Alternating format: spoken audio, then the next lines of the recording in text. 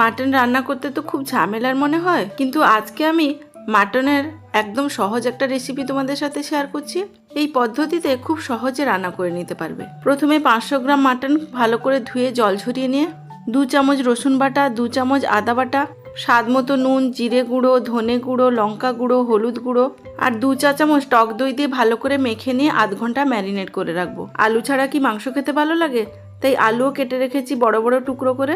আধ ঘন্টা পর কড়াই সর্ষের তেল গরম করে গোটা গরম মশলা আর 1 চা চামচ চিনি ফোড়ন দিলাম। এরপর পেঁয়াজ কুচি দিয়ে লাল লাল করে ভেজে নিয়ে স্বাদ মতো নুন দিলাম আর ম্যারিনেট করা মাংস দিয়ে দিলাম। হাই ফ্লেমে মাংস 2 থেকে 3 মিনিট ভালো করে কষিয়ে নিয়ে ঢাকা দিয়ে দিলাম 10 মিনিটের জন্য লো হিটে। 10 মিনিট পর ঢাকা খুলে নিয়ে কেটে রাখা আলু দিলাম। হাই ফ্লেমে 2 মিনিট কষিয়ে নিয়ে জল দিলাম ঢাকা দিয়ে। 15 থেকে 20 মিনিট লো হিটে রান্না করার পর ঢাকা খুলে নিয়ে গরম মশলা গুঁড়ো মিশিয়ে নিয়ে গরম গরম সার্ভ করবে, দুর্দান্ত লাগে খেতে।